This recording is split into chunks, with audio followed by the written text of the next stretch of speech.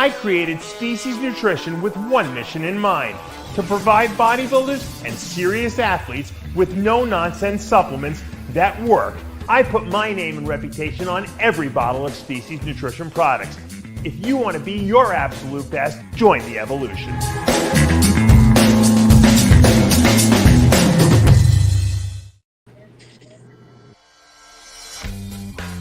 How you doing, everybody? This is Jimmy the Bull at MuscleMonster.com. I'm here today to share with you my personal power straps, how to help you become the best power bodybuilder I could possibly be, training through injuries, gaining strength, and now I'm going to share with you how you can get the extra mile in the gym, pushing and pulling and getting through the exercises.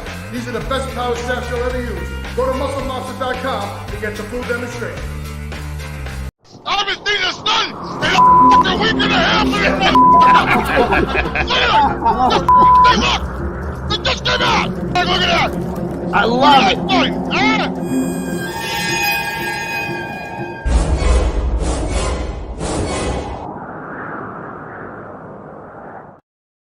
And we are back for another installment of After Hours. I'm Dave Palumbo, joined by the entire Whack Pack.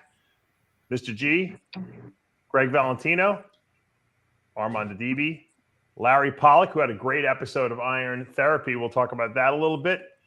There's our friend Armand. There's Adam. Oh, Adam Reich and Mr. G. We're here. I can't believe it. George, turn your phone sideways. All right, yeah. We're going to put it in a tripod. Adam and I know each other from Long Island. You know, he's a great bodybuilder in his own right. Now he has his no pun intended. And now he has his own gym in the Boca Raton area. Tell us about that gym. I've heard so many great things about your gym, Adam. I appreciate it. Yeah, we've been open for about a year now. Your standard bodybuilding gym. I handpicked everything as far as equipment goes, from Nautilus to Arsenal Strength. Everything is brand new. So, it's always been a dream of mine to have my own facility. And I was working in law enforcement back in New York as a correction officer at Rikers Island for about 5 years. So when I was finally able to leave the job and move my family down south, I kind of just pulled the trigger, so to speak, and jumped on this opportunity. So, but I mean, it's definitely a lot of work, but it's a dream come true, as you can imagine. And made you leave New York? Dare I ask? Where do I start? Where do I start? I was just fed up. I was fed up with the commute. I was living in Suffolk County, driving to Queens every day, and working, at Rikers was a nightmare in itself. So there you go. You got that throwback picture from Nationals. Yeah.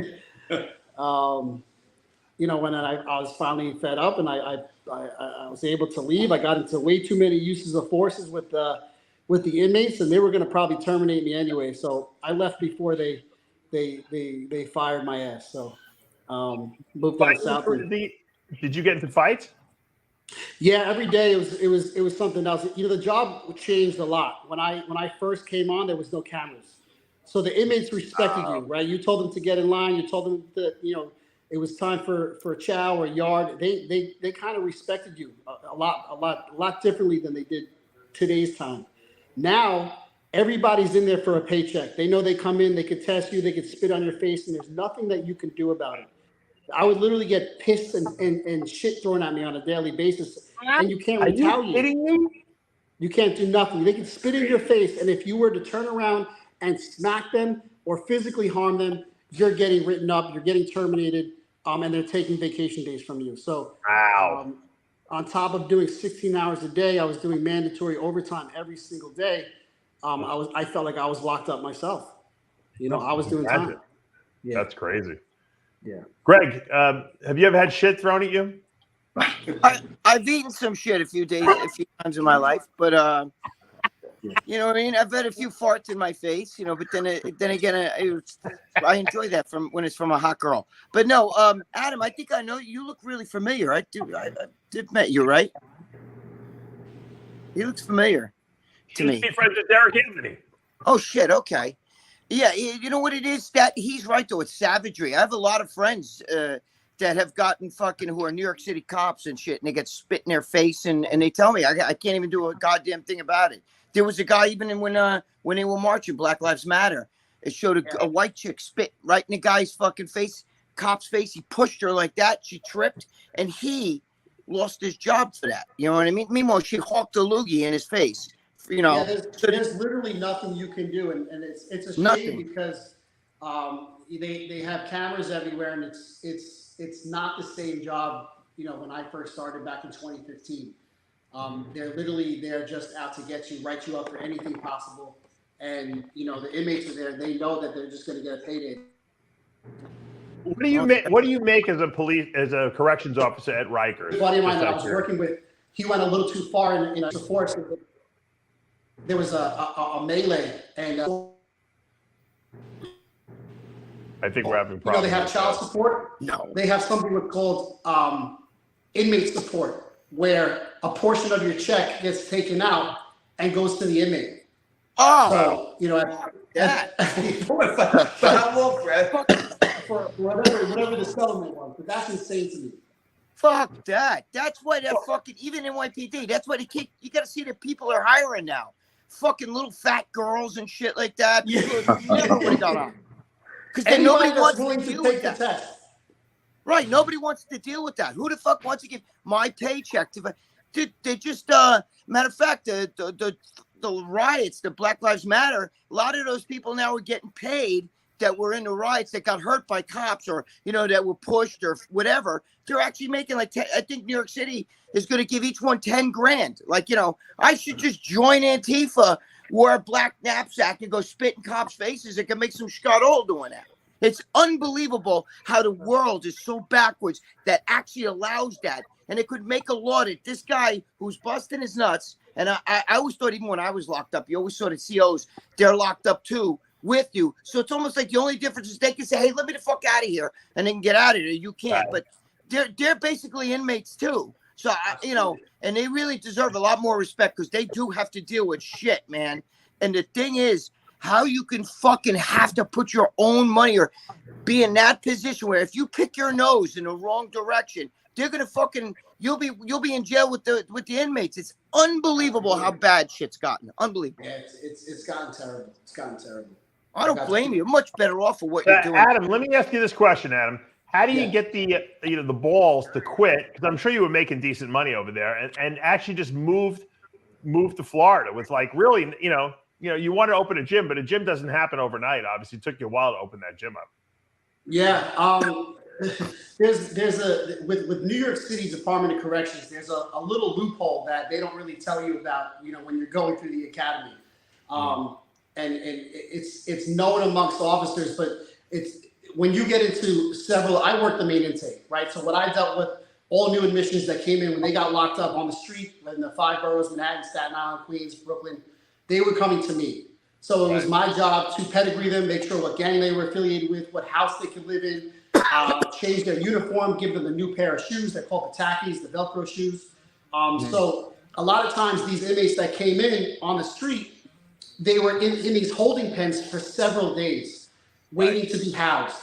And that caused a lot of irritability. So a lot of times, these would lead to a lot of fights. They were trying to kill themselves. Every day I would have to cut somebody down from hanging themselves. So I was constantly getting into, an altercation. So every time I would have to take an inmate to the floor, or a lot of times I would get punched in the face. I came home with black eyes many a times. I was able to claim a body part through workman's comp, right? So your shoulder, your elbow, your knee, your ankle, and New York City pays out a tremendous amount of money for these body parts. Now, a lot of, my years in the gym I have several tears in my shoulder, several tears in my knee. So every time I would, get into a use of force and they would send me for an MRI, they would deduct a lost range of motion in my shoulder, my knee, my hips, and, you'd get very large paychecks for these. So, Well, it happened on the job. It happened on the job, for sure. Yeah, That's what you say here. In essence, the time you got locked up for 5 years in your job helped raise the money to build your gym, basically. There you go. Correct. Yeah. All right. Well, however it happens, that's what I always say. Make it happen. There's always a way. I'm sure he planned his escape for a while. I'm sure after a while you were like, okay, I got to make a Literally decision. his escape. Yeah. Yeah. The only after a person while, I know who ever went to enough. Rikers Island and had a good time there was Victor Martinez. He knew everyone there. He was like the mayor there, right? Yeah. Yeah, but he didn't enjoy it. Victor's my boy. I know that he wasn't too happy about it. And, Nah, you know, but he was only I there. don't know if that's the case now, Dave. but wait, no 60 matter what days, they yeah. did to him, that guy was resilient, was Superman. Victor Martinez, my longtime friend. That fucking guy will get out and still win a show. You know what I mean? Yeah. You could lock that guy for 10 years, he'll get out and win a show. Victor Martinez to me is like a Superman, in my opinion. He still trained when he was in there. You know, he was probably doing. But even when he was with the Federal, he couldn't train. I was there when he got out. We all had that was terrible. we had a when he was party locked up, together. yeah. We had a get out of jail party. And let me tell you something. Within months, that guy was amazing. Yeah. He would still come back and win shows. Victor is resilient, probably the most resilient bodybuilder, because most guys couldn't bounce back from some of the shit that guy's had to deal with. I'm being serious.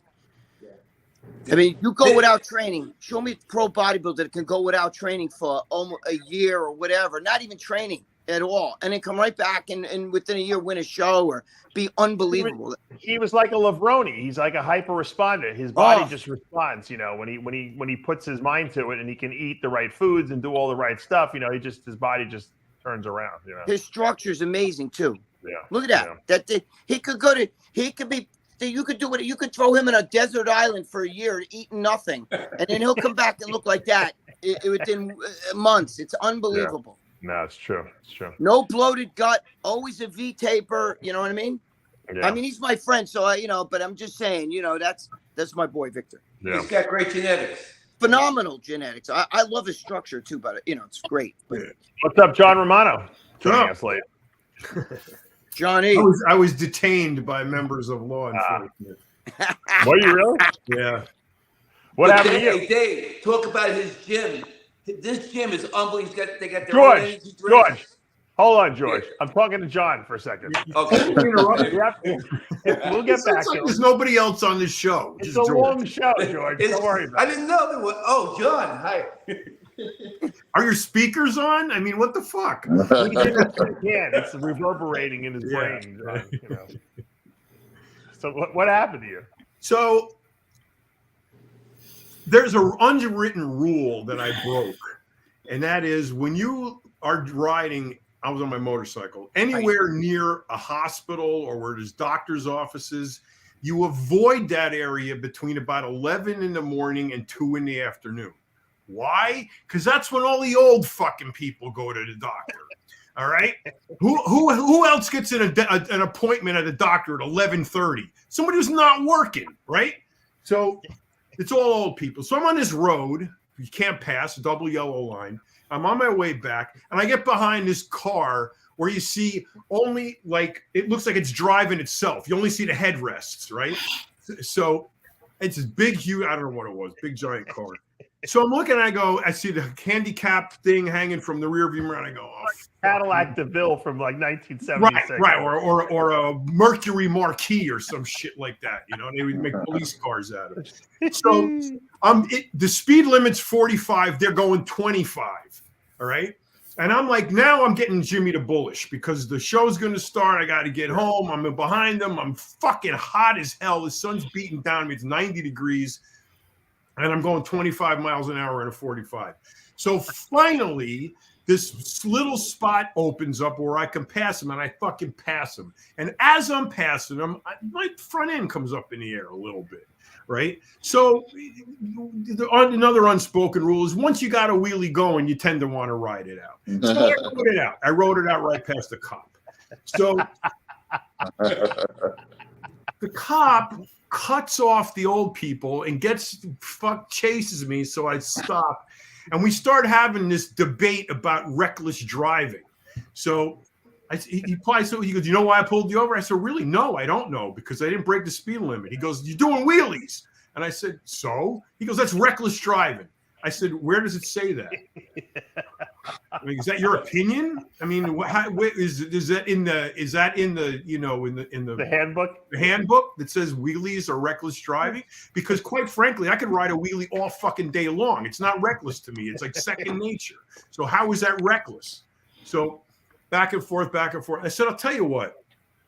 My wife's an attorney and she's going to represent me. And when we go to court on this, I'm going to riddle you with fucking questions about your assumption of what constitutes reckless driving versus your opinion versus the statute that's stated in the fucking book. So what do you want to do? You want to fucking have that hanging over you for the next 2 weeks while your court date comes up, or are you going to let me go? So he goes, get out of here.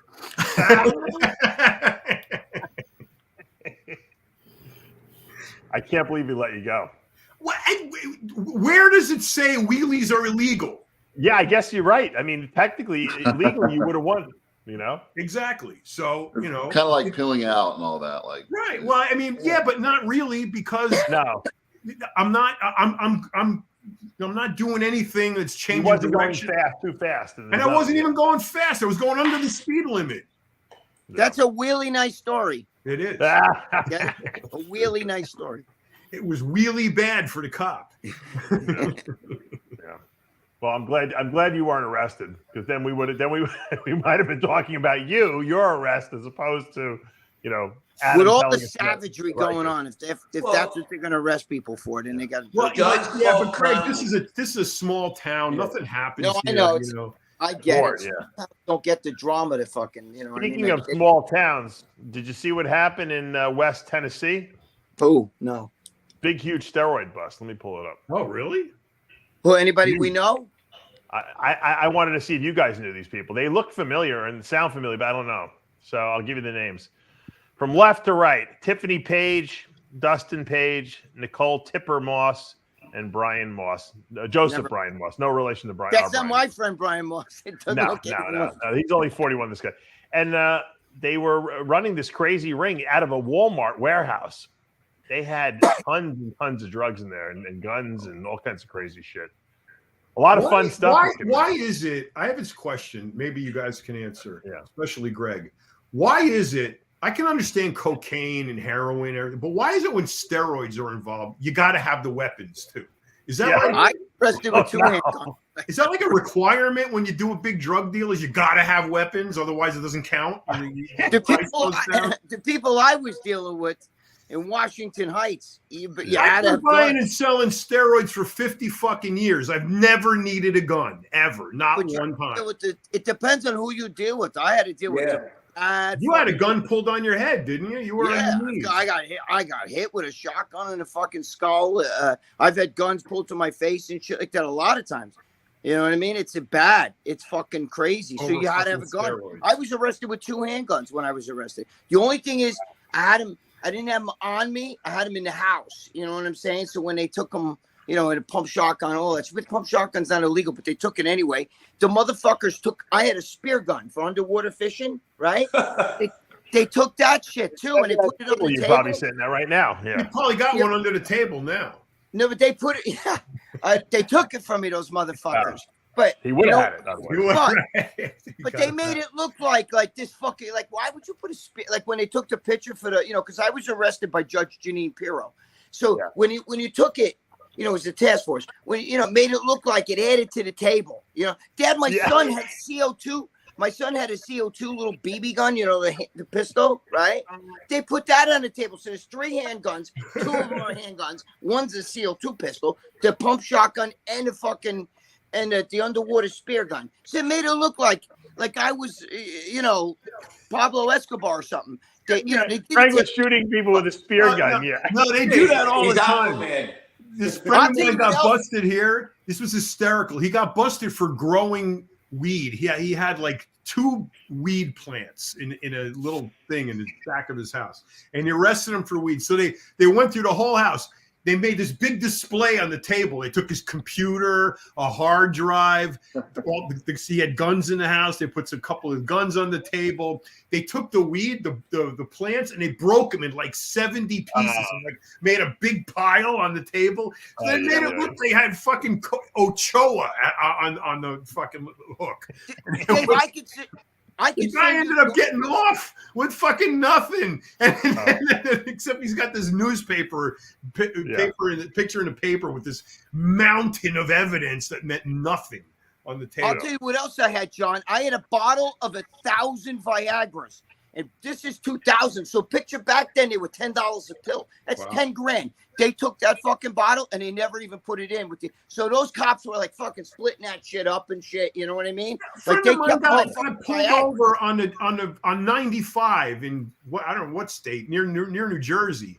He was buying gym equipment and had 120 grand in cash on him. The cops took the money and they reported $19,000. Oh yeah, they do that all the time. They always steal the money. Yeah, dude. My friend was busted by NYPD cops. He's a good friend of somebody we all know. I'm not going to tell you. We'll talk off the thing because I'm not throwing names out here. But the NYPD cops busted him. He had like fucking 10 grand worth of juice in his car. They took the juice and told him, "Now get out of here." How about that? That was lucky. Get out of here. That was lucky, though. That was very lucky. I told you my story, right? I was pulled over by the cops. I had all ampules of Sustanon and all that shit. And they will look at you and holding it up and they go, "What are you doing with these perfume samples?" You know what I mean? Like they didn't know because it was a little glass ampules, and I got away with it. Like I was like, "Oh no, I'm just bringing that shit to my girlfriend," and I got away with that shit because they had no idea. They never saw, the little crack tops. They were Russian Sustanons. So listen to this. They thought it was perfume samples. Listen to what they busted. So. The way they caught these guys is they seized a package that was being sent to a former Humboldt Walmart that I guess they were using as like a warehouse. 35 pounds of edibles containing psilocybin were shipped through the mail, delivered to this former Walmart. I guess the agents served the search warrant at the building, and what they found in the building was 376 vials of steroid oils, 21 pounds of various steroid powders, 3.6 gallons of steroid oil, which I assume is cottonseed or whatever, grapeseed oil, whatever, 180 steroid pills, which is nothing, 70 forged driver's license cards from 4 states, all containing the same individual's photo. That was stupid. That's fucking crazy. That's bad. 43.5 pounds of psilocybin, 40 pounds of Delta 9 THC in multiple forms, 29 weapons. No, 29 weapons, $153,421 in drug proceeds, and a moonshine still. They were making moonshine too. A long time. That's not illegal. Not for that. I'm talking about all that psilocybin. Dude, that shit's mushroom shit. All that stuff.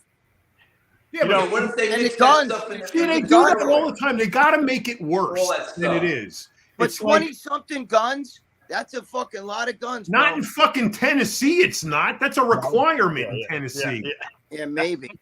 It depends if they were handguns or not. Doesn't matter. And they got to make it sound worse than it is. A still. You know how common stills are in fucking Tennessee? Jesus, that's like, and it's not illegal to have a still. What's you know what is illegal? Did you know it's illegal to make gasoline? Did you know that?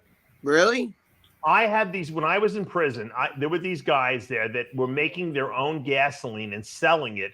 And they lived up in the mountains. I don't even know where in like West Virginia, someplace. And they were selling it, and they got arrested. It's illegal to make your own gasoline. You shouldn't have to drink. It's the That's tax. what moonshine is. That's what Michael Francis used to make $10 million a week doing. Really? Yeah, gasoline. Gasoline, because it's the tax. It's not making the gasoline. It's the tax. It's if you don't pay the tax on it, then it's illegal.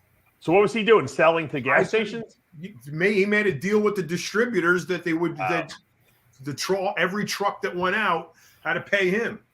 You know. Oh, I see. I got you. I think Michael Francis was involved in a little bit more than just gasoline. He was doing everything. Are you kidding me? Yeah, that's where he made most of his money. John's right. He made His most of father money. was was a big shot. You know. Yeah. 10 million a week he had his own jet. I mean, he had that was a fucking soldier and a half right there. You ain't It's kidding. amazing that these guys are out of prison. You know what I mean? It's these are the guys that you think go away for 30 years. And meanwhile, Sammy the Bull. How the fuck is Sammy the Bull walking the earth? He was a rat.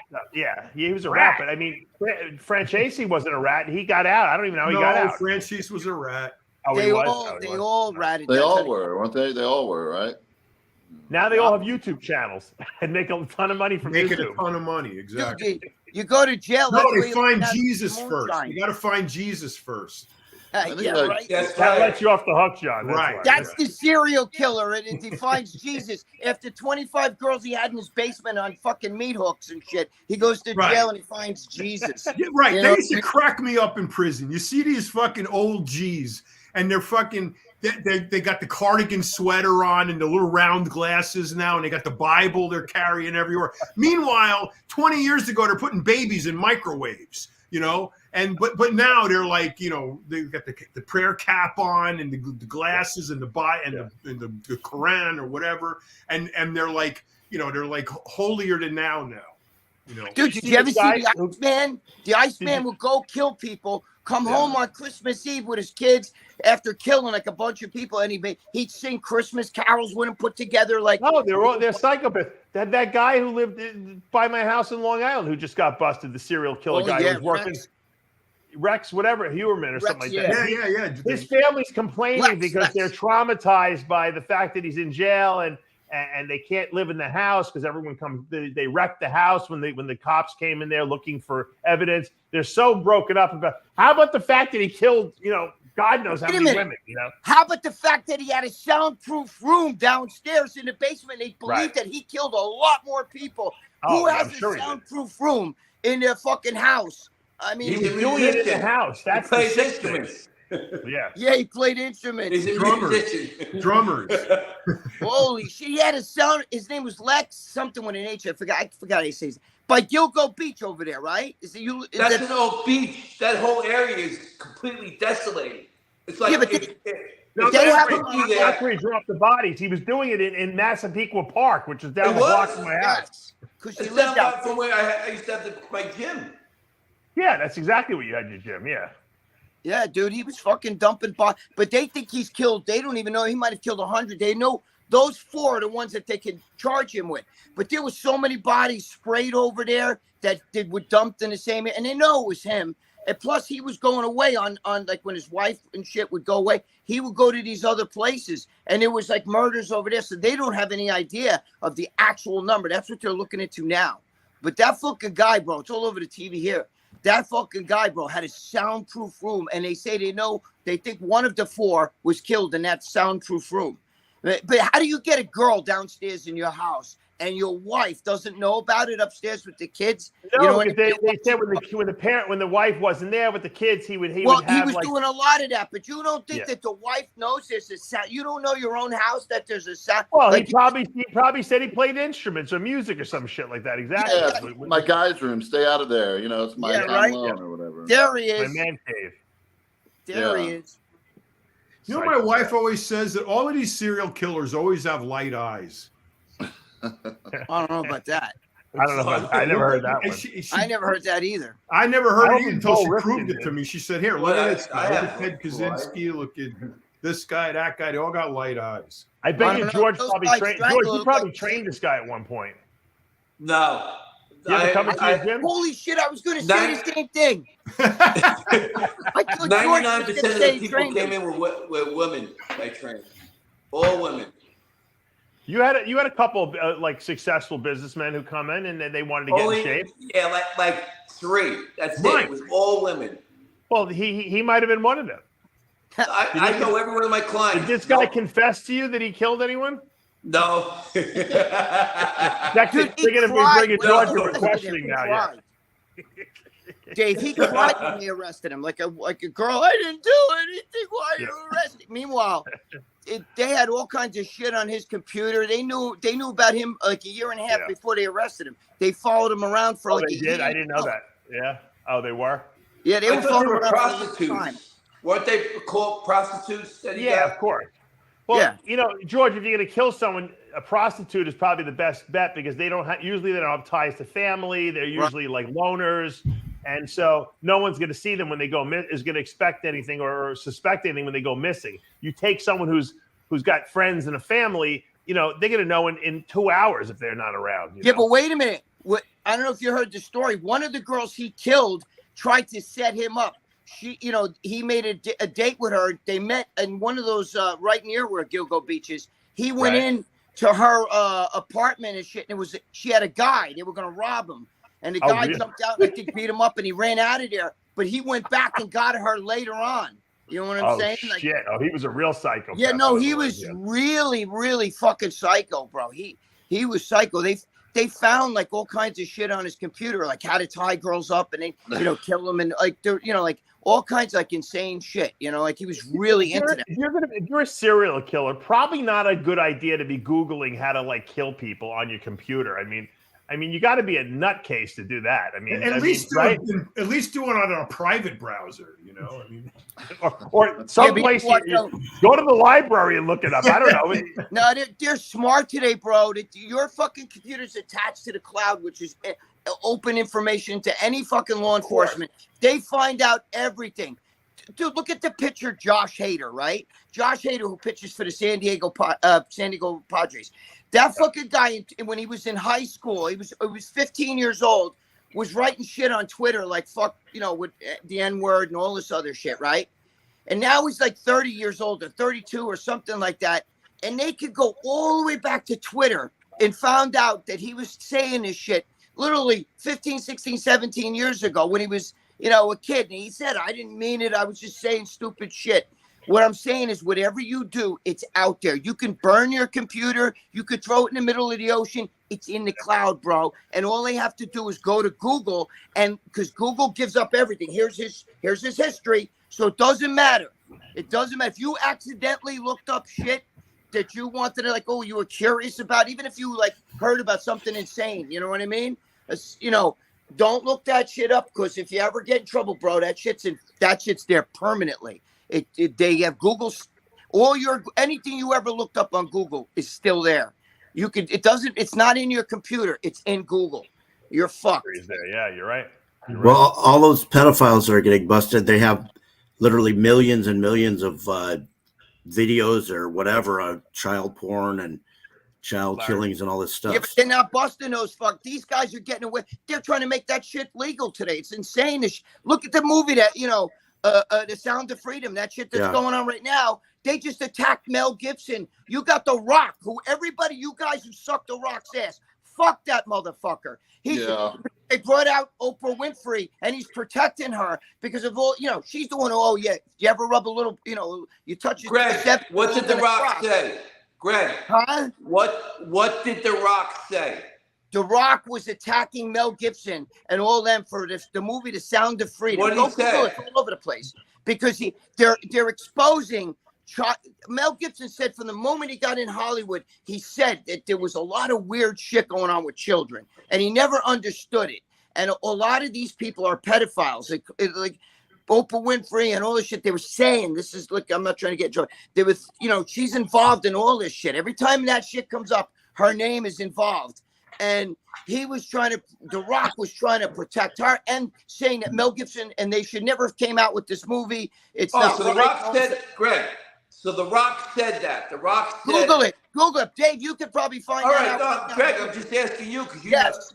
The Rock is sticking up for them. They're trying to fucking protect Hollywood. That shit's everywhere. Come on, you guys know that. It's everywhere in Hollywood.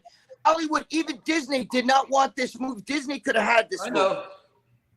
They wanted this movie shut down because today pedophilia it's in a sick way. Greg, they're renaming it. Hey, Greg, they renamed it. I went to see the movie in Boca and the lights went out, right? Yeah, I saw that movie. And Adam, tell him your story. He went to the same movie theater. Tell him what happened. went to the same theater, but you have to buy the tickets at a kiosk, right? There's not a person that you buy the tickets from.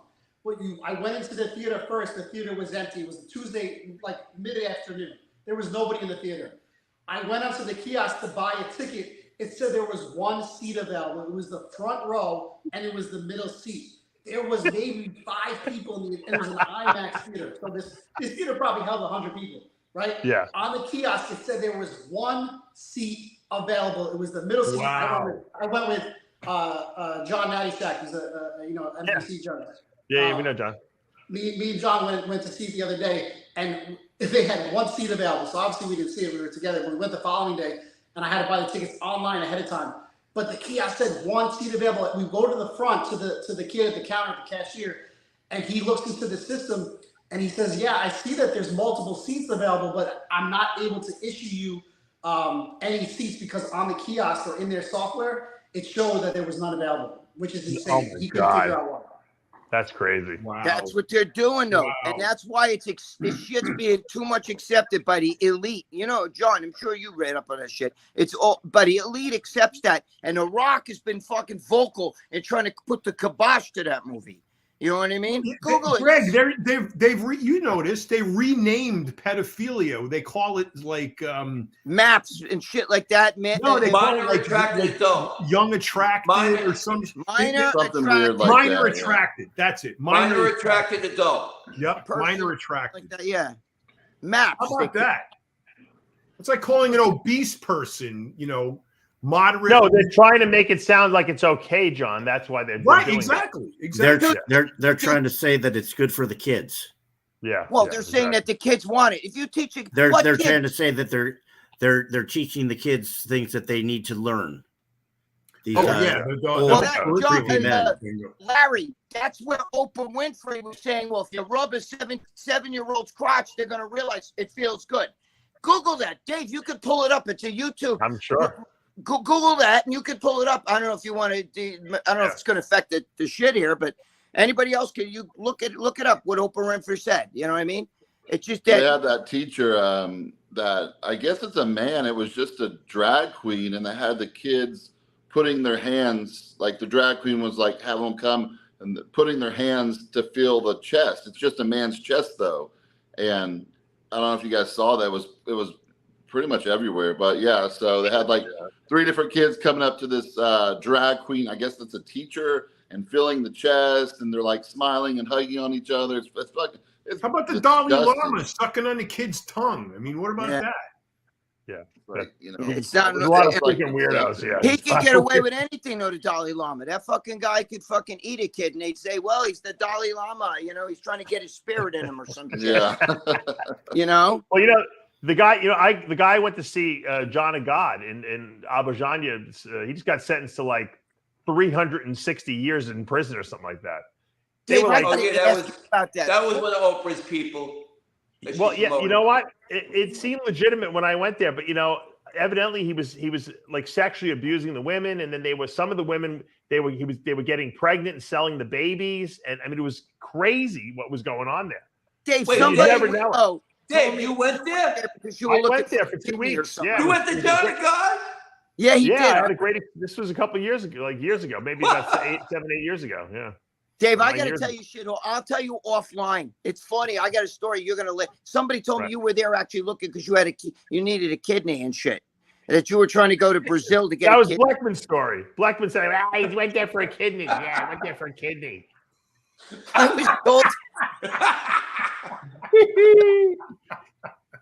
So then I don't have to talk. I don't have to talk to you offline. I remember. No. I actually believe, because I'm fucking going. I hear Dave I believe went to everything. Brazil to get a kidney, John. I believe everything, so I'm stupid. You know what I mean? I'm really the most gullible person. If you told me you jumped off your roof and flapped your arms and flew, I would fucking believe it because I'm stupid. Well, Blackman sounds so believable too. I have a good source. He's getting a kidney there. I heard that that's why you were praying to Johnny God, and that you were in Brazil because they have kidney. You can get a kidney there. I believed that a long time.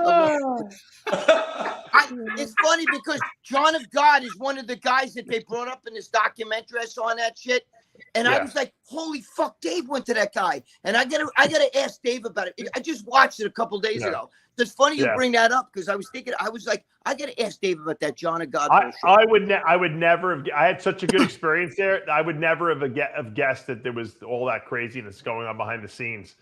But he owned like his own jet. I found out he had like 100 properties he owned. I mean, and they don't charge when you go there. All the healing they do is for free.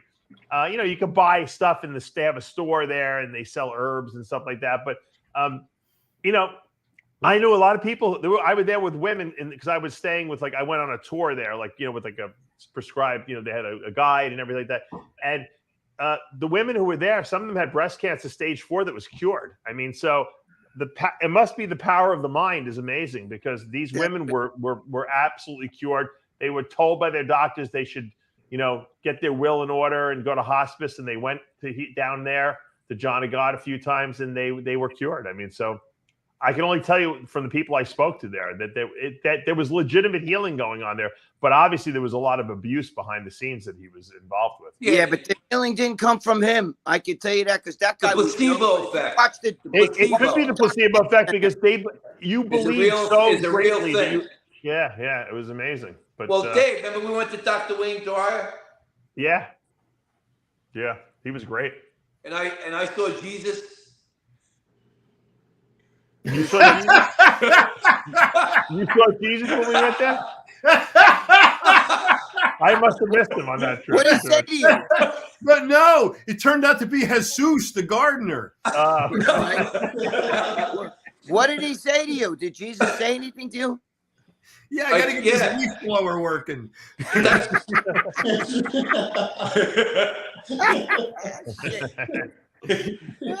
told me I was given a gift and to pursue helping people. You didn't even talk to him. Oh, you mean what Jesus told you? Yeah, he laid his hands on me. Remember when we closed our eyes? He said, "Everyone close their eyes." Yes. And I told you I saw Jesus. I didn't remember that, but yeah, I think now that you mentioned, I think you did tell me that. Yeah. Yeah. And that's why I've been on the journey that I'm on. George and I went to see Wayne Dyer at what was it, the Jacob Javits Center? Yeah. Yeah. Dave, what makes you go to these things though? These people, I don't understand that. Like, are you looking for something? I'm spiritually curious, so I like to explore all these things. But I could never go to those guys. You don't leave your house. That's why. No, but I'm saying I'm very spiritual too. Look, I wear rosary beads. I'm wearing them right now. You know what I'm saying? I think you would have liked the John of God experience because it was in a little shanty town. There was no air conditioning. You lived in these little rural hostel we were living in for 2 weeks. They were cooking all fresh homemade meals. I like Brazilian girls. Yeah, it was a very healing type of situation, just because I had just torn my quad, so I wanted to go there and just relax, and I wanted to, I was kind of getting burnt out on the whole, covering shows and everything. I just needed a break, and so it was a nice, 2 weeks of seclusion there, and like I said, I don't know what was going on behind the scenes, but whatever experience I had there was a positive experience, and the people that I was there with had a great positive experience. So. There was good going on there. It's just that this guy was, manipulating people behind the scenes, and that's never good, obviously. So you didn't get a kidney. Dave, pull up that. I actually got a liver, a lung, and 2 kidneys because I figured I better get 2 because in case one goes bad, at least I got backup. If I'm going to buy a kidney, refrigerator at home. Listen, Greg, if you're going to buy a kidney, you might as well buy 2, right? Holy shit, you're right. You keep it in the refrigerator until you find out your wife cut it up. I don't know why these guys only get 1 kidney from these donors. You got to get 2, right? This is true. This is true. That's why Dave went to Brazil. I hear the kidneys are cheap there. Elise wouldn't let me go. I was going to get a mustache. I was going to get a mustache transplant. I needed to thicken my mustache up, but she wouldn't let me go. My client went to Iraq and got one several months ago, a kidney. Really? Yeah, I hear that the Middle East is the new place to go. $20,000, kidney. Wow. Wow. Yeah, his coach. Because coach was Matt Jensen, failed in his kidneys, and yeah. Wow. Sorry to hear that, man. Yeah. Oof. Yeah, That's I why guess, you see the I guess if you're peasants from a poor country, part in the back. and if you think about it, if you're from a poor country, $20,000 is like $1 million to us here, probably. Yeah. Yeah, man. And people are willing to sell their kidneys for that. Yeah. Yeah. It's People weird 'cause figure he they had got a two. He had a doctor to do it, and Right. and he's Iraqi also, but they were like racist against him because he's like kind of American. So they kept having to go to different cities, and they kept getting rejected by the medical facilities. So it took him like 2 months to finally find one, and then he got the transplant. He's back here, doing great. Come on. When you say find one, what do they do? Go from hospital to hospital and see, hey, who wants to give a kidney in this hospital?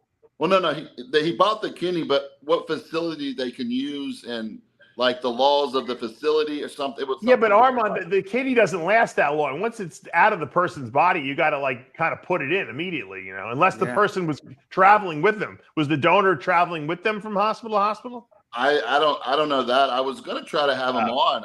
I texted him actually the other day because I haven't heard from him in a while because he wanted me to coach him. I said, no, dude, I can't coach you. You got a kidney. Like you just need to be healthy, Imagine Hey, that Dave, John- how about the guy that got the kidney on the show that we had that time? And he got a kidney from his wife was a teacher, and she mentored this Spanish kid. Oh, yeah. 10 years later, he that's donated Mike the kidney Mike to Plaza. her husband.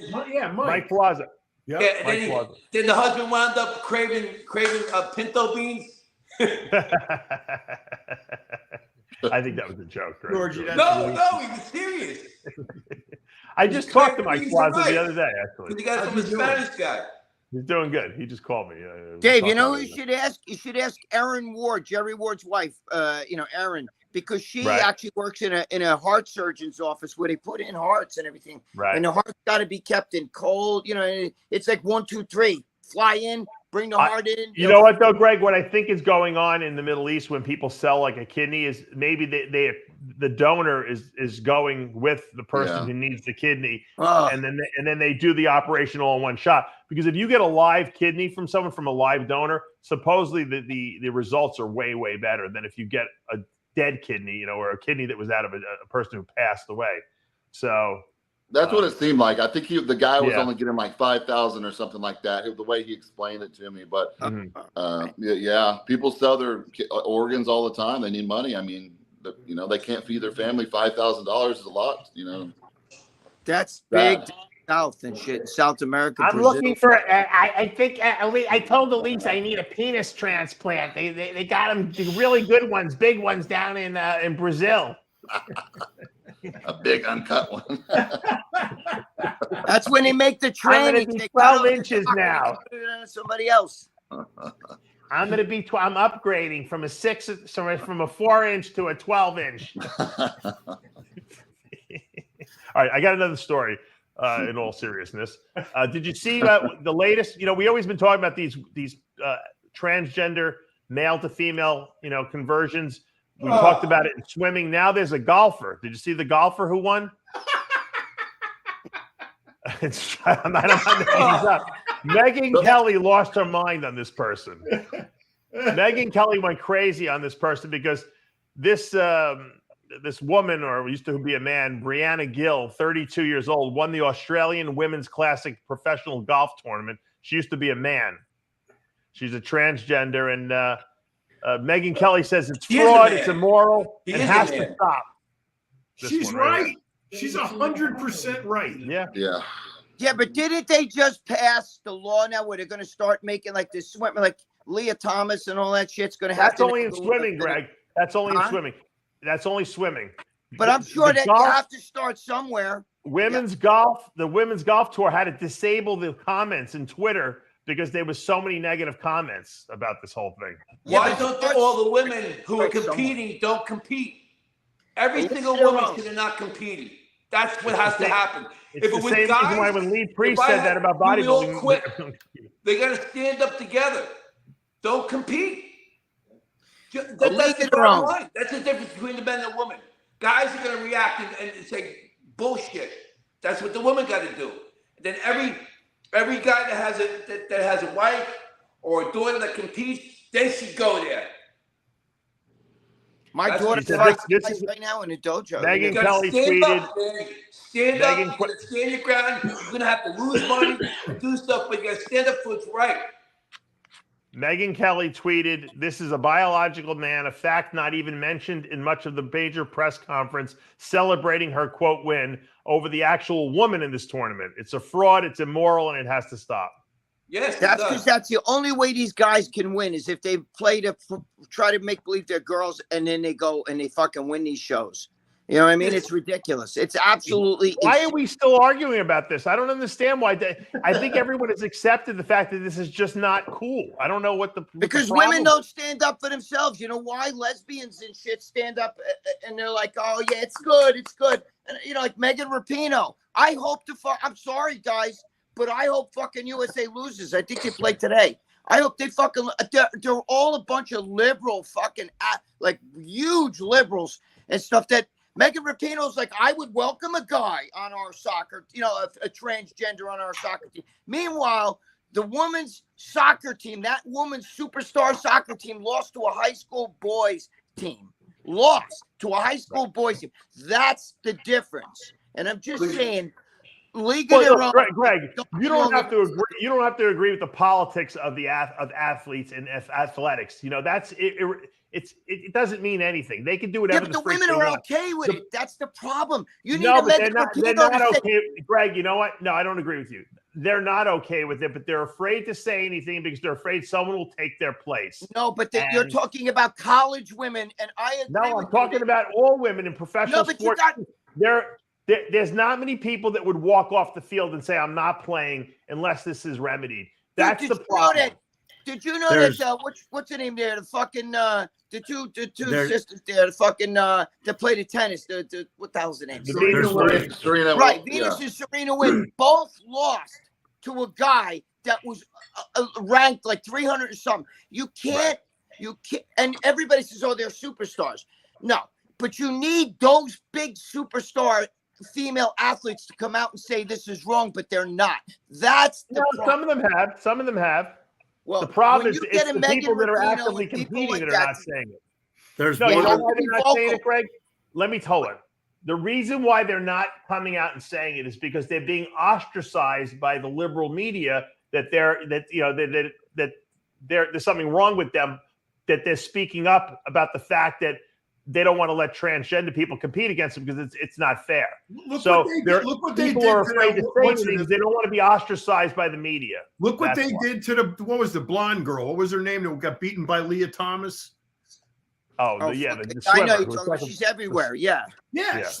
That's what I'm talking about. They ostracized her. Yeah. They totally ostracized her. Dave is 100,000% right. You cannot buck the narrative. If you buck the narrative, then they will set out to destroy you. And that goes through every nuance of liberal politics, from sports to government, everything. If you buck the narrative, you got to get. Look what they did to Andrew Tate. I mean, they will cancel you, arrest you, put you in prison, make up charges about you. They will do anything and everything to shut you up. Right. But a lot of the women are scared of the cancel culture, not just from media, but just what their friends will think or other people will think if they speak out against it. Mm-hmm. They don't want to be labeled as transphobic. That's what they're scared of. It's the whole President of the United States should say, look, here's the law. Biological women compete here. Biological men compete here. If you want to have a separate division for transgender, that's fine. But we're not doing this blur the lines crap. Not with sports. Sorry, that's the way it is. First of all, that's the deck of cards you were dealt when you were born. Yeah, but you can't. But that bucks the narrative. You can't do that. No, I know. That's why we need someone like Trump in there who's going to do it. Exactly. You got to break the narrative. Look at you this. You got to break the narrative. You're right. We're doing it. Shit with Hunter Biden yesterday. We're speaking out. We're saying stuff. With the Hunter Biden thing yesterday, when the whistleblower there, Devin Nunes, not Devin Nunes, Jesus Christ, what's his name there? That came out, Devin Archer. When he came out yesterday and said Joe Biden was sitting right next to Hunter Biden and talked on the phone with the oligarchs. You know what they said? The left is like, yeah, he talked on the phone. You know what he said? They were talking about the weather and other things like what'd you eat today? What the fuck? What are you, fucking nuts? You know what I mean? Like, that Greg, I'm glad you brought that up because that is probably, in my mind, the single most ridiculous thing the media has ever tried to force us to believe. Unbelievable. So it's incredible. It's like if you're selling access, if you're selling influence, it's like the mafia boss. You could sit down and have dinner with the mafia boss, and you can, all right, we're going to whack Joey Matarazzi. It's the hitman that knows what they're doing, how they're doing it. The Godfathers just sit there. Yeah, the weather is it's 80 degrees today. My olive oil is running nice and easy. You know, it's not. The boss has nothing to do with the low down. What matters is that Hunter was able, at a moment's notice, to get the vice president of the United States on the telephone. Right. What they talked about is immaterial. The fact that he's selling influence. The influence is what he was peddling was, I have influence with the vice president of the United States. I can get him on the phone right now. John, he didn't talk about no fucking weather. He did not talk about. He even brags about how we told the fucking, the Ukrainian fucking people, fire that fucking guy. Fire Shokin, and they put somebody else right because he was investigating. So what I'm saying is, he's not sitting there talking about. You don't sit and talk in a business deal. If you ever in a big board meeting, trust me, the Godfather ain't going.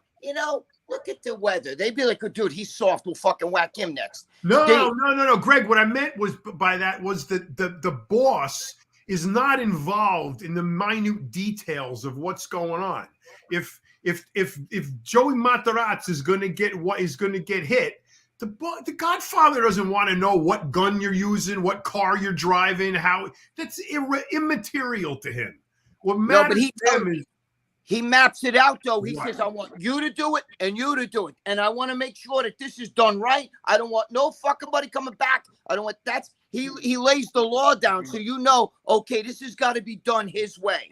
Yeah. You know what I'm saying? You know that. That's how they do it. They don't. But if he gets on the phone of all things, he's not going to talk about the job. He's going to talk about the weather.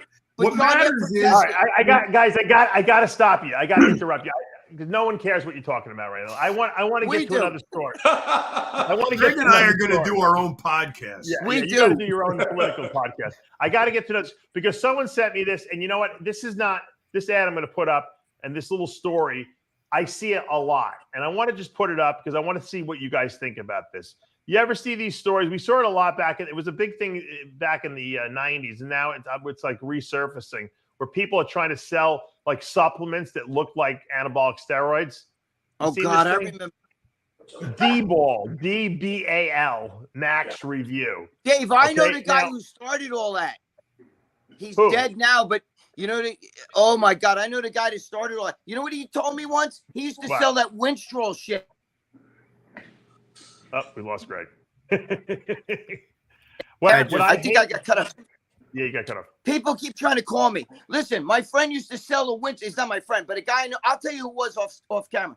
He used to sell a Winstrol, and he told me that he would put a pill, like an aspirin and shit, in water, and then I'm like, dude, you're gonna kill somebody with that shit. Are you fucking crazy? Yeah, but Greg, these supplements are not. I'm going to show you the ingredient list in a minute. But what people don't understand is they see this and they send it to me. Dave, is this stuff good? I can't get gear anyplace. Is this stuff like a good? What do you, Armand? You get this probably all the time. Oh people man, about shit like this. You have to tell them like, dude, there's an amino acid. Look on the back. It has one amino acid in the. Yeah, look at the supplement fact panel. It's whey concentrate, 150 milligrams. Isoleucine, 100. It's not even a good dosage, 100 milligrams. Leucine, valine, and tribulus. That's the D-ball. D-B-A-L. And then what they say is, well, My friend said the owners do it like that, but it is actually D-ball. Yeah.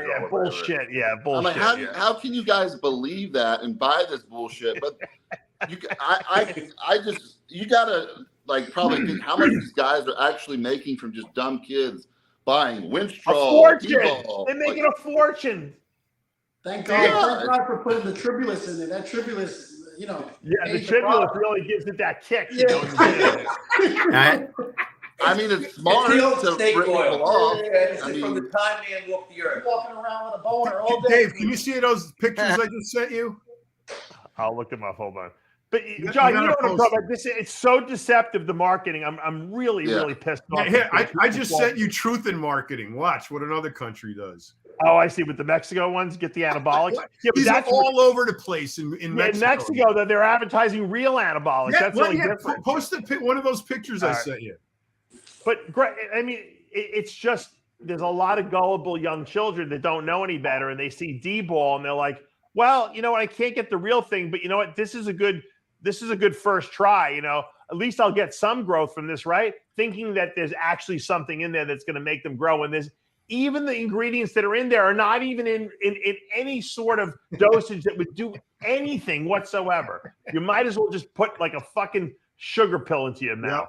Dave, I have intermediate guys too that ask me, I'm like, dude, do you not read labels? Like, you could go on the website and read the label. No like, one reads ingredient lists. No one reads ingredients. Nobody reads labels. I'm like, how do you not read the label what you're taking? Like, they can't just sell clenbuterol and D-ball and say a safe. There's no safe alternative. It's either anadrol or not. It's look, let's get real about this. Most people don't know what a calorie is. Right. They don't know what a gram of protein or a carb or fat is. Let alone I had a bikini competitor come to me just last week or the week before and say, "Hey, so and so recommend I take Tribulus instead of taking Anavar. Do you think it's good?" I'm like, "No, it's not going to do any. It's not going to do anything." Meanwhile, in Mexico, they're using Phil Heath to sell anabolics. Yeah, but they're really selling anabolics. They are. Look. Yeah. Dave, don't you remember legalsteroids.com? Do you remember that? Legal steroids? No. This is outside of the pharmacies in Mexico. No, I mean, a lot of the companies back in the day, I mean, Jack Owak was the first guy to start naming things like Clenbuterol and... No, Rich Gaspari was with Novadex and... I'll give you... Before that, there was... I'm going to tell you, do you remember Tom from Zolabs? He's gone now, but he was doing all that shit, you know? Yeah. I'll give you a good one. They was in that shit like deer antler and stuff. Remember deer antler? That stuff's coming back into that stuff's popular. IGF-1, yeah, for IGF-1 deer antler. There's a female bodybuilding competitor that I know in Canada that's actually an IFBB pro, and she's getting Parabolin in 76 milligram ampules made by British Dragon. So what's wrong with that picture? They don't make anything. Parabolin's from France. They haven't made Parabolin since the 80s, and British Dragon was busted back in the 90s.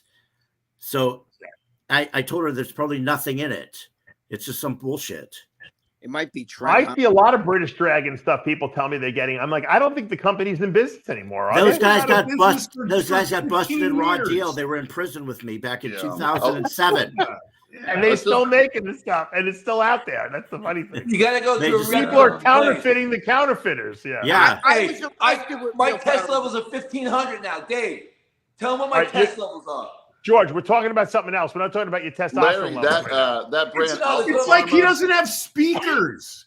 Larry, you know Alpha Pharma? I've seen he has no idea what we're talking they about. Make the you guys are talking about fake but it's stuff. actually really good. Steroids.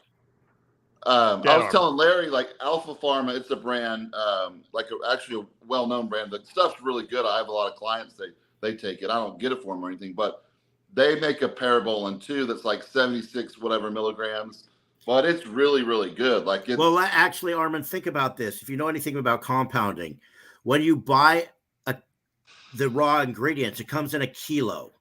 Right. I don't know why originally they made Parabolin 76 milligrams, but it comes in a kilo. So if you want to make 76 milligrams per mil, you're going to have to take like, what is it, 760 grams out of the kilo and make that into the stuff. And what are you going to do with the other 3,400 grams of stuff? You're going to throw that away? No, I'm sure it's like 100 milligrams, but the stuff is potent, whatever they're making. I'm just saying it's bullshit. Yeah. Larry's right. I was busted with real power, but it was 76 milligrams. He's right. It was from France. That was from the pharmacy, though. What Larry is saying is if you're going to make your own, right? The math doesn't work out. Yeah, the math doesn't work out. I used to make Trenhex, but it was 100 milligrams because you take a kilo, and and then you put 10 gallons of whatever your oil and your solvents in it, and then you have 100 milligrams per milliliter. Can you walk us through the whole someone asked me the other day, how do you make, I want to home brew my own stuff. How do you do it? I'm like, I don't know. I've never made my own shit. How would you make the trembolo? What's the steps involved, Larry? Well, first you got to get the raw powder. That's easy. Well, if you have the right source from China. Right. But you put it basically whatever oil you're going to use, like grapeseed. Like what oil were you using back then? I used grapeseed, but now people are using something that's very clear. They want it clear. It's not MTC oil. It's something else that's real clear. But anyways, I use grapeseed all the time because it's just easy and it's thin. Then you put however amount of your raw into the grapeseed oil in a big bowl, not a bowl. I should have said that wrong. Like a steel pot on a stove, and you put your solvents in, your benzoyl benzoate and your benzoyl alcohol at 3%. How much do you put into that stuff? 3% benzoyl alcohol and usually like 7% benzoyl benzoate. You want just enough benzoyl alcohol to sterilize it, but if you put too much, it'll cause PIP, like injection pain. So you don't no more than 3%, and then the benzoyl benzoate keeps it in solution. So you put it on a. So the benzoate solubilizes. It's in a mill. It's an emulsifier. It keeps it from crystallizing. And why do some people have gear that does crystallize and they have to heat it up to make it recrystallize? Is that not enough? Because well, two reasons. One, either they didn't put the right amount of solvents in it, but there's also like some compounds like boldenone cypionate that just crashes easily. If you put too many milligrams of something in a more milligrams it can hold per mil, it'll crash. Right. Withdraw oil usually does that, right? If you try to overdose it, like let's say you try to make something that's 400 milligrams per mil instead of 100, and it's like a cypionate, it's not going to work. But what you can do is take multiple esters, like a cypionate, a propionate, and an anthate, and then you can put more esters into the milliliter, and it'll be a higher concentration of like testosterone, but it'd be a blend. But if you took straight cypionate, try to make 400 milligrams per mil, it just won't hold it. So that's why it crashes. It's not good to put too much in the solutions. What you're saying? Yeah, you can't put you can, depending on the compound. Some compounds you can get more in solution, some you can't. Like usually the faster acting things, you have to make it like low milligrams. Like you can't make a tren acetate 300 milligrams per mil. It won't hold in solution. But anyways, then you put your solvents in there and then you heat it.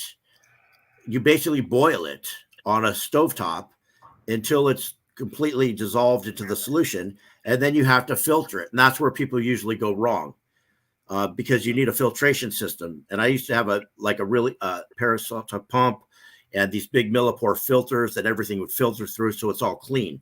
Most people use syringe filters when they're home brewing.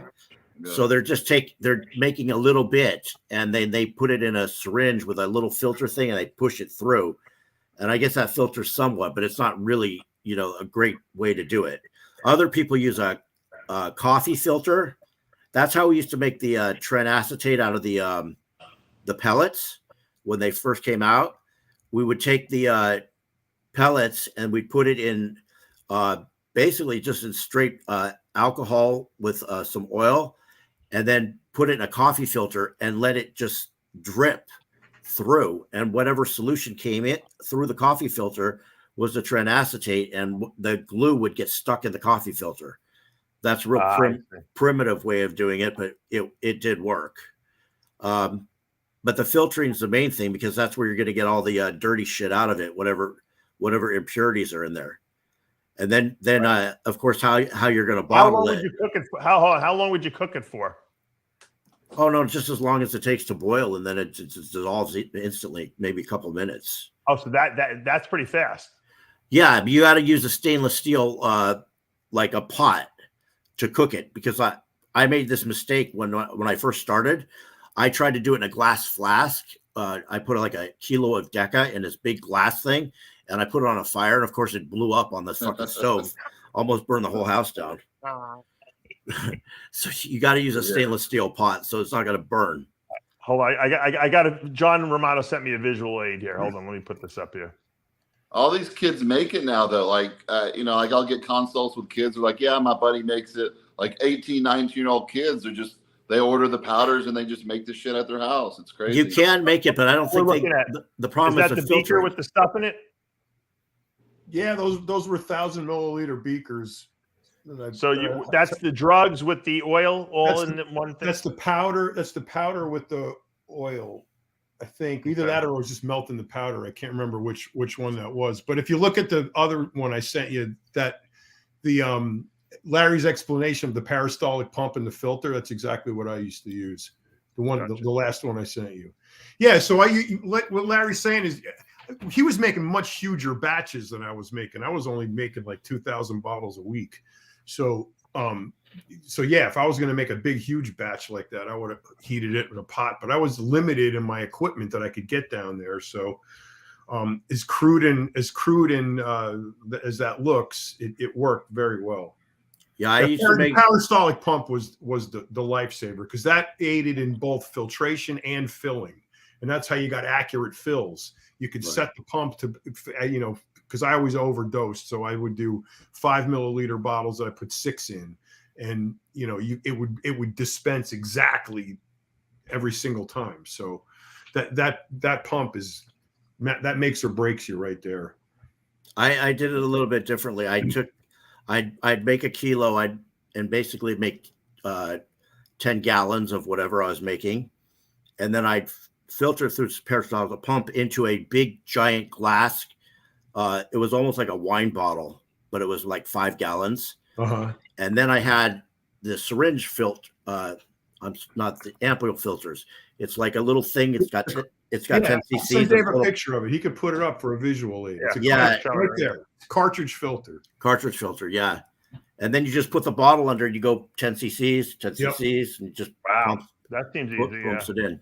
Yeah, I mean, I definitely could have done it that way. What I ended up doing, that was really smart. I should have done it that way. But what I ended up doing was eventually I got those bags, those plastic sterile bags that came in different sizes, and I would go from the peristaltic pump through the filter into the bag, and then once the bag was full, I'd reverse it and put the tube, omit the filter, put the tube back through the pump the other way, or turn the pump the other way and dispense it out of the bag. So you never had to transfer from the beaker to the filler to fill it. It was just in the bag and out of the bag. But your way of dispensing right underneath the filter, I should have done it that way. That was smarter. Weren't you worried about the bag breaking? No, because it was made for that. Huh. I used a big glass 5 gallon thing that was, like this solid glass, not clear glass. That it was not going to break. Yeah, but see, like I said, you were making way more than I was making. I was doing a liter at a time. You're doing 10 gallons. I mean, that's basically what you guys did. Let just to summarize for people who maybe can't visualize. So what you basically did was you got the raw powders from China, and then once you had the powders, you just had to figure out a way to sterilely put this stuff into an oil solution and solubilize it in there so that it could be absorbed properly and not have people get infections. So there's really not that much involved in actually making this, because the powder's already been made. It's not like people who are in a meth lab who are synthesizing meth from like ephedra or something. You're just compounding. You're not making anything. You're dissolving the powder in oil and dispensing it. It's fucking simple. And it sounds so ridiculous, and I really believe in 20 years from now we're going to be looking, if we're all alive, we're going to be looking back and saying, "What a bunch of idiots!" Because it's going to be legal. They're going to be like, "This was the stupidest thing of all time to ever make illegal." Like, who cares about that? They're making hormones. You ever see that commercial from that guy Kai on all the YouTube ads? He's like, "I'll teach you how to homebrew and make your own D-balls." Yeah, I don't know how he gets away with that, right? Because he's just giving out information. He's not selling the drugs. But now he says, "I'll give you the source." So I guess on the thing you pay him to go in his class, and then he gives you like the email to China. That's got to be illegal somehow, right? Like, I don't think so, because he's not. But they'll demonetize Greg Valentino because he talked about some tranny, or something like that. It's the stupidest thing Is of that all not time. conspiracy? I guess it could be, but he's doing it. He's been doing it for a long time. Yeah, that's conspiracy, right? I think that. Yeah. Well, I don't know. I guess they'd have to somehow attach him to the actual product getting dispensed to somewhere, and he never actually touches any product, so maybe not. I don't know. Yeah. I wouldn't risk it. To put YouTube ads up, it's like you're just asking for the government to come after you at that point, Yeah, but they're using the Richard Rodriguez method. Okay, so yeah, it's just balls out until you get caught. The only problem is he didn't put $20 million in a garbage can underground somewhere. Yeah. They got that one site Napskier, and it's like they reached out to a bunch of people. I'm sure they reached out to Dave and other people too. It says, they want to you can work for them, like consult people how to take certain cycles. And I saw Evan Centopani was on there giving consultations. I'm like, what is he doing on there? I thought he was smarter than that. I talked to Rick Collins because they did reach out to me. They wanted me to. They wanted to pay me a lot of money too. I'm sure they're paying those guys a lot of money. And Rick's like, Dave, he goes, "Do I need to answer?" I said, "Nope, you just answered." I said, because you're promoting their website there. So what do they want you to do? They use your picture. They ask you Q&A, whatever, Not even related to anabolics, just related to anything. But they want you to have. It's like Bleckman having a media site on the site that sells the steroids. So if you're on the site talking and getting people to come and listening to your question and answers, you're promoting their products, even though you're not directly saying go buy their products. It doesn't matter. You're on their website. They actually have one right now. There's a steroid selling thing online, and it's a bunch of pro bodybuilders are on there promoting the gear and telling people like how to take it. And there's a whole bunch of pros that are on there. Yeah, remember that other one that used to have booths at the table. Victor Martinez was with them. John De La Rosa. What was that one again? They had a booth at the show. There's somebody on that particular site. Richard Rodriguez had all those people under contract. Yep. Kevin Lavroni and Dave. I'm going to tell you something. There's somebody on this site who I'm not going to say their name, but they're on the show. Not the show right now, but they're on RX Muscle. Promoting the steroid gear for this company. They give them some kind of kickback or something. Yeah, there's a lot of. I would love to take all those steroid companies' ads on RX Muscle. Believe me, they all constantly ask, and they know better now because I won't take them because Rick told me you can't do that. But I would love to take their money, and put their ads up. But I can't do it. You become part of the conspiracy. Then you lose the whole fucking. Well, channel. actually, you sell fake stuff. Remember they used to have the. It doesn't matter if it's real or fake. You can't do anything that you can't promote companies that sell illegal stuff. They just can't do it. I know, but why would you do that anyway? You're illegal. Because if someone wants to pay me $10,000 a month, it's enticing.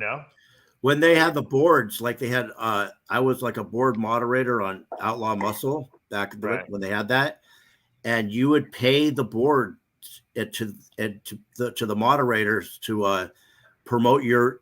No, I was a board sponsor, not a moderator. But you would pay the moderator to promote your gear on their board.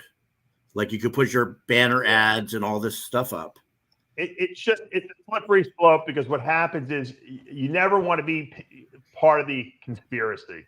And you don't know how the government is going to react. If they want to bring someone down enough, and there's a name that's popular in the bodybuilding community, and you're promoting, a company that makes illegal gear, I mean, theoretically they can tie you to the conspiracy. And at the very least, even if you got off and you didn't get any jail time, you're going to have to pay a lawyer a lot of money.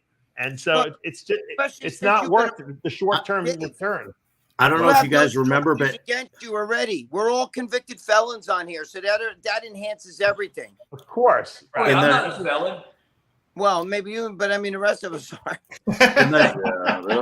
They treat you a little different once you've been in trouble before. I don't know if you remember, but right before Raw Deal, there was a lab in Utah, and you were able to send your finished product or raw material to this lab, and they would test it for you. Oh, and it was a real test. Yeah. Oh, wow. Assay test. It was like they test for potency and everything, and it was legit. And I used to send a sample from every batch to that lab to get tested. So I was sending them like 3 or 4 bottles a week for testing, and I think I paid $500 per test, which at that point was nothing. But then I would have actually a legitimate lab thing saying, that my stuff had the right stuff in it. It was real and all this. Well, I used to talk to one of the guys over there on the phone all the time because I dealt with him like regularly. I knew him by first name. When Raw Deal happened, they busted that lab. They were part of the conspiracy. Yeah. Well, 100%. Plus they're getting all the drugs shipped to them, to test out. Well, no, imagine what a gold mine for the cops busting that lab, because then they get, all right, who's sending you 5 samples a week? Right. I'm not going to go fish backwards now. There's still one, Larry, that all the kids are using because I always tell them, use Roy test, make sure it's real. They're like, I'm not going to say the name of it, but it tests the potency of it. And, I don't know how legit it is. Some people said, they're good. Some people said they're bad. I said, just do Roy tests. So they're like, well, it doesn't tell in milligrams. I'm like, listen, if they're going to fake something, they're going to probably, put some, that the Roy test kits that I sell actually will tell you the milligramage. It's the Deca, Trenanthate, and the testcipionate and testananthate. You can actually get the milligramage on that too, as well as clenbuterol. The problem is, as soon as you send a sample out, you don't really know who's testing it, if they're legitimate or not. Right. So, it's leaving your house. So if you test it in your house with Roy test, at least you know if what you got is good or not. And so, if there are labs out there that are legitimate, then that's great. But, and most people don't want to spend, a couple $100 on a test. Larry was making the stuff. $500 was chump change for him at that time. But most people don't want to spend $500 testing their gear. They say they will, but they really don't, So why not go to a regular place? Greg, you remember in the 90s? A reputable legal place like Titan Medical. Right. But I'm just saying you can't get all the trying gear. to compete, though. Does it too. You can't get all the gear from that, though. You can't get all the gear. What? Greg, you remember back in the day, guys would say, Haney's using this, or Dorian uses this, or, Jay Cutler uses this. That's how this stuff's great. Cutler uses it. He loves it. It's his favorite stuff. They ever make up bullshit excuse. Yeah. Like, I had to test it. Arrested by me. Anytime anybody gets arrested by me, my friend's a detective, and the first thing the cops always ask is Valentino involved? Do you know Greg Valentino? Because once you get that reputation, once you've been busted and you have a felony, they think you're involved. And I even had the local news call me up. Do you know anything about this big steroid bust? I'm like, I don't know those fucking guys. I was arrested 23 years ago. Those guys were fucking infants when I was arrested. They were children, It's TikTok is huge for gear now. Like TikTok is insane. Like for buying gear and companies and all that. It's like totally makes sense. It's a Chinese company. China makes all the raws. Right. On the TikTok encourages the use of anabolic steroids. Right. And then they'll sell you the gear too. We'll sell you the raws too. I got people that use my profile. They're like, "Hey, I like the gear." They like comment. They're like, "Hey, thanks for your gear's good." I'm like, "What do you mean my gear's good?" They're like, "The source," and I'm like, "Send me the link," and it's my picture and all my information and me selling like Trimbolone, and I'm like, no, that's not me. Like, I don't sell Look, I steroids. just showed you guys the picture of Phil Heath on the steroid billboard. I mean, it's the same thing. Yeah. Yeah, they just take people's pictures. Crazy. And people believe Well, it. You know? Dave, what do you want to ask me about the 90s? What you said, Greg, remember the 90s? You were saying something. No, I said in the 90s, I said if someone came to buy something from you, or you went to buy something from someone, like, and you said, is this stuff, the first thing you ask, is this stuff really good? Right? Like, as if they're going to say, no, I'm selling you fake stuff. Terrible. And you'd be like, you sure? Because it doesn't look right, or it smells weird. No, Dorian uses this stuff. It's right from England. This is the best Deca ever made. You know, Dorian swears that's why he put on 30 pounds of muscle last year, because he used this Deca, or he used this GH, or he used this whatever they're trying to sell. That's how they justified everything. Sources. Back in the 90s, you all knew the drugs. First of all, I was dealing with Steris, and which was legitimate. Well, because there wasn't any underground labs, Greg. There wasn't that many different sources of the stuff. It all came from the same people, you know. But we all knew it, right? That's what I was going to say. We all knew the source. Like, yo, Joe Matarazzi is selling this. Oh, okay, I get it. You know what I mean? Like, it came from that way. It's like you knew that the Steris all came from one direction. Right. You know what I mean? Like, we all knew that in the 90s. Plus, there was like an inner circle. Even if we didn't know each other personally, we knew of each other. But you know, but one other thing that marks the 90s was the amount of counterfeiting and faking was rampant. European shit. It was never as bad as it was. And I mean, everybody was faking shit in the 90s. Everybody, because the ampules were real. It was the 10cc bottles that were right. Fake. Yeah, and the pills and the they would put more money into copying the box than they did in the substance itself. Right. Yeah, it looked almost identical. John would probably know. John, there was I think it was out of Mexico. They had copies of British Dragon and T Tokyo. I think we're ramping in the counterfeits because they were. Broval. There was Broval, Totico. Yes. After Bencal, there was a whole. Those were all the ones that got busted in Operation Gear Grinder. After I got busted, they made my stuff. Somebody went in there. They went in there in Mexico and counterfeited mine, except there was probably nothing in it. Because you had a good name, like the brand name. Yeah, somebody recently showed me that mine was counterfeited now too. That's why people are still doing British Dragon, because people are like, oh yeah, all the guys took British Dragon back in the day, and that's why they're still doing British Dragon, copying, because they're like, oh yeah, the old school guys, they said British Dragon is still around. The real British Dragon, not some kid putting British Dragon on, labels. Yeah, British Dragon got busted in Thailand right at the same time that I did. And those guys were in, I met one of them going through prison. He went through TI on his way to somewhere. You would think that one of these countries. That's what I mean. There was British.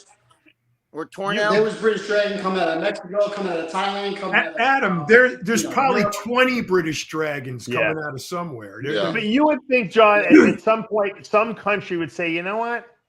We're just going to manufacture this stuff for real. I'm going to just put it into the marketplace. They do.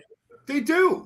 I'm talking like a real operation, like with real stuff. There's real, especially in Europe and Pakistan and in China, there's totally legit pharmaceutical steroids. They make them. I mean, I know, but they're not making it. They're still making it for quote hormone replacement. Oh, you mean specifically for bodybuilding? Right. If I was a small country like that needed money, you just become the steroid manufacturer of the world. You know what I mean? Dave, in Thailand, you can go in the pharmacy and buy D-ball and all kinds of shit right off the shelf. Is it good? It's the real Thailand little D-balls. Yeah. Same in Mexico. You buy any of the steroids you buy. Yeah, but Mexico has so many fakes in Mexico. No. That's a big misconception, and I'll clear it up for you right now. Mexico is unique in the border zone. It has a border zone. When you leave San Diego and cross into Tijuana, you are not technically in Mexico. You are in a border zone. Right. Actual Mexico doesn't start for 20 kilometers further down the road. It's when you actually go and show your passport and get it stamped and get the visa and all of that. That happens 20 kilometers down the road. So in that border zone, and it extends for all the whole border, not just the San Diego border, but the entire border of Mexico.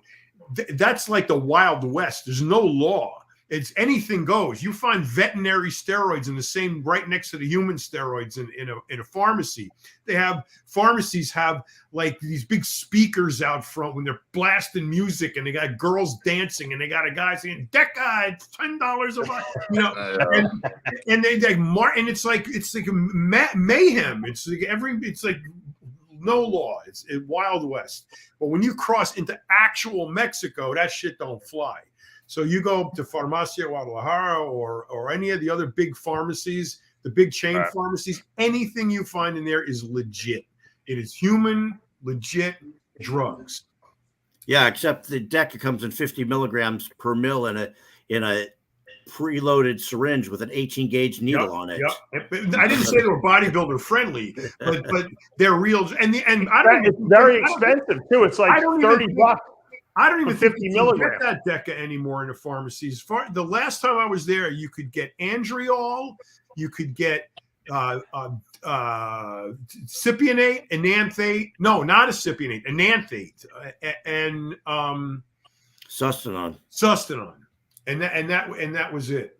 It's very expensive, John. Now it's very expensive, and there's no bodybuilder friendly. The maximum milligram dose you can dispense legally in Mexico is 250 milligrams in 1 milliliter. You can't make any multiple use vials, so there's no 10 cc or 5 cc vials. They're all snap offs or single use, rubber plugs, and nothing over, no multi use, nothing over 250. There's one other thing I can't think of at the top of my head. They used to have Primabol in Mexico, but it was 50 milligram per amp instead of the 100 milligram, which was made in Spain. Right. Well, they had they were like $2. They were like $2. Right. Yep. Middle East though is all real. They it's 100% real. I got a few clients that they have family there, and the problem is it gets seized really easily. So you gotta one every 5 orders might get seized, but that stuff is 100%. Amazing, A friend of mine is doing business. If I was a bodybuilder today, I would probably be living in the Middle East somewhere. I'd go live in Dubai or in like Kuwait or something like that, and just train there. And you can get all the gear you want. You don't have to worry about it. Iran, where my dad's from, it's all legal there. But Iran's not really like Kuwait is very American friendly. So is Dubai. I mean, that I would pick one of those spots. But those gyms there are better than any gym in the United States. Yeah, but you know what? In Iran, the bodybuilding scene now is on fire. A friend of mine is doing business there. It's unbelievable how because Hadi's Mr. Olympia, right? And it's all of a sudden has blossomed the interest in bodybuilding. It's anything related to bodybuilding will sell in Iran. Yeah, if you they're freaks over there too, and they don't care about their health really. They load up. I love a government that encourages steroid use. Yes. Well, it's better than alcohol. I guess they imagine if Trump said, "Load up, everyone! I'm making it all legal." Forget this Biden idiot.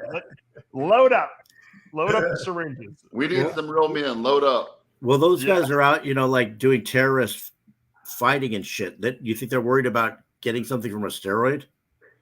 Yeah, that's true. They're willing to blow themselves up with a vest, and they think they care where their system comes John, from. they know that no one's recreational drugs are illegal there, right? You can't do that they arrest you for that, right? Alcohol too. Yeah. Alcohol. So I mean, you got to do something over there. So you might as well take some steroids and go to the gym.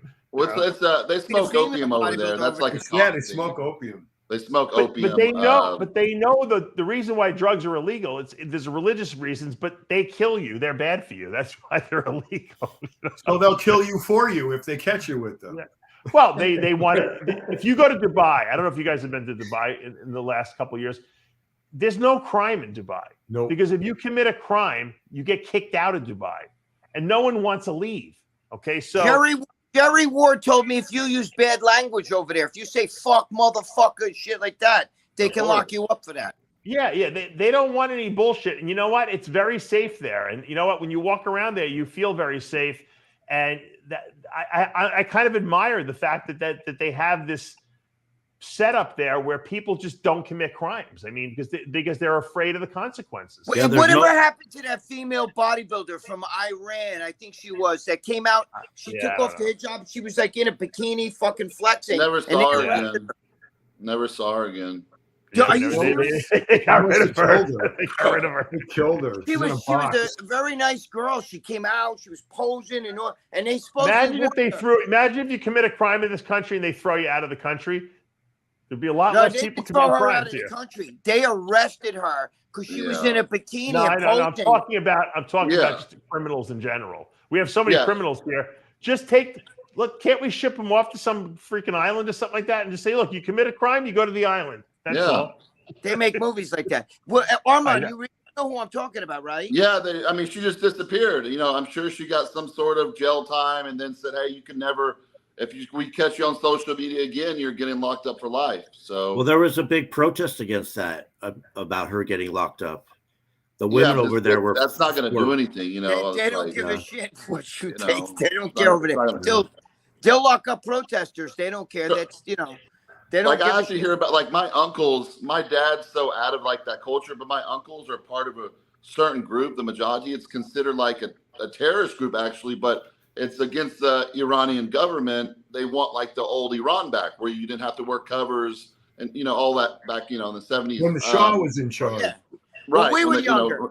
When the Shah. So they have to hear about the politics all the time, and my dad does, and he's just so tired because it's never gonna be how it was before. Once all the mullahs and the religious leaders took over, it's crazy, Armand, I remember when that shit happened. I mean, me, John, and Mr. G, we were all in our 60s and stuff. I remember when that shit happened. I wasn't born yet, but my dad, girls were in bikinis on the beach over there. Yeah. Same girls that are now in hijab, full burqas. Older women that are in full burqas were once young girls in discotheques. That was a big discotheque shit too. They had a lot of nightclubs I ran. My dad used to tell me how amazing it was, how beautiful, what a beautiful country, just the people. And then the religious leaders are the ones that run it, all the mullahs, the real, it started with when the Ayatollah kicked out the fucking Shah of Iran, and that's when all that Jimmy shit Carter. You remember that? Jimmy Carter let the Ayatollah back in. Yeah, what was it? 79? Was it 79? Yeah, Jimmy Carter let him in, and then they he let the Shah of Iran come here is what it is. You remember that, George? The Shah of Iran. Jimmy Carter let him back in, and that was the end of the country. And I think they assassinated him, but I'm telling you, cancer. He had cancer, the Shah.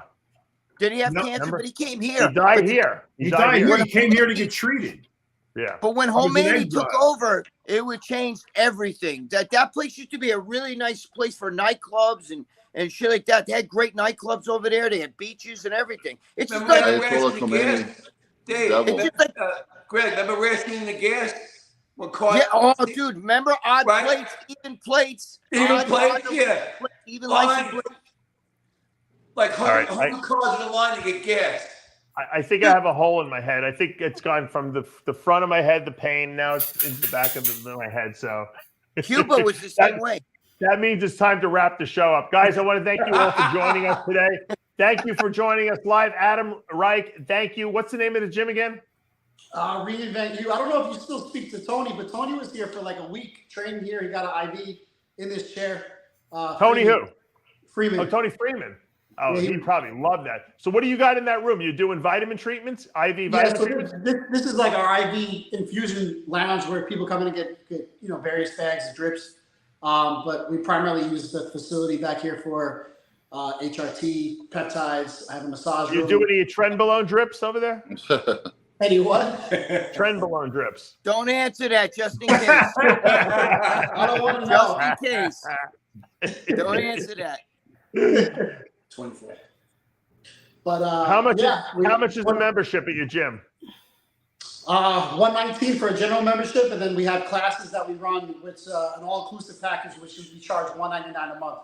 And that's if you come in and you want to utilize the boxing classes, strength and conditioning, and yoga, things like that. Right.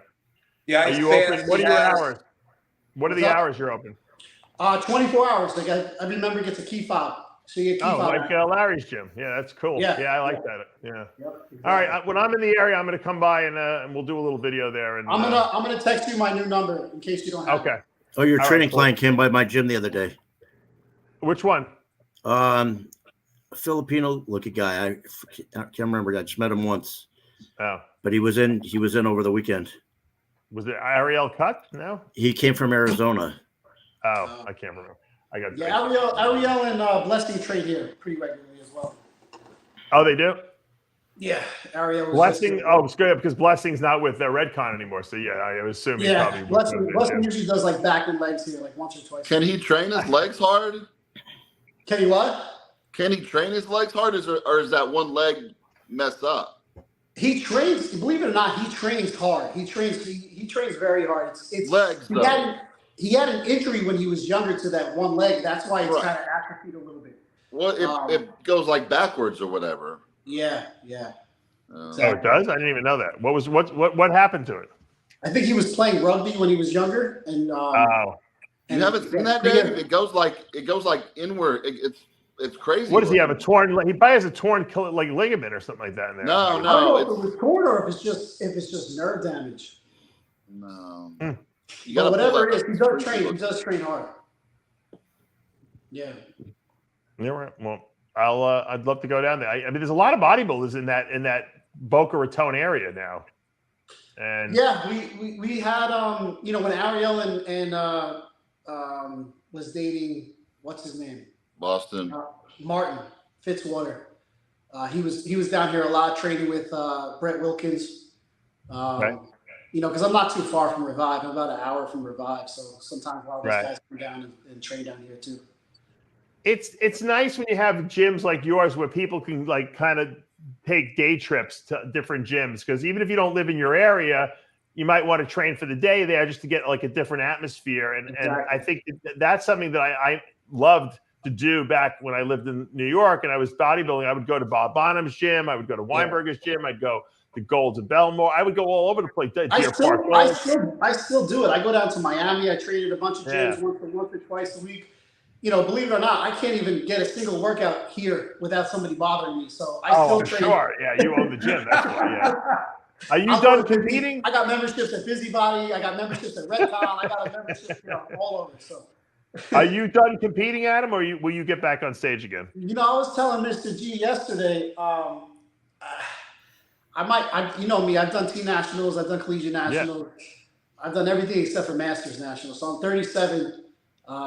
I might make one more run, maybe one more run next year. My daughters have never really seen me compete, so. That would be fun. Yeah, I have twin daughters. They were born the same year that I won the Easterns, and I got 10th at nationals. So. That was the last time he competed. Once your kids are born, they suck the life out of you. That was it. Yeah. They suck the life out of you. I know all about it. And it sounds like you got a great setup down there. Mr. G raves about your gym. I have other people raving about the gym, so I'm going to come by and take a look for sure. And congratulations on that, Jim, and thanks for joining us today. Thank you, guys. I appreciate it. All right, guys, that's going to take us to the end of another episode of what show is this? After Hours. Wake up, everyone. We'll see you next week. And Mr. G loves you. Mr. G loves you. We have an outdoor training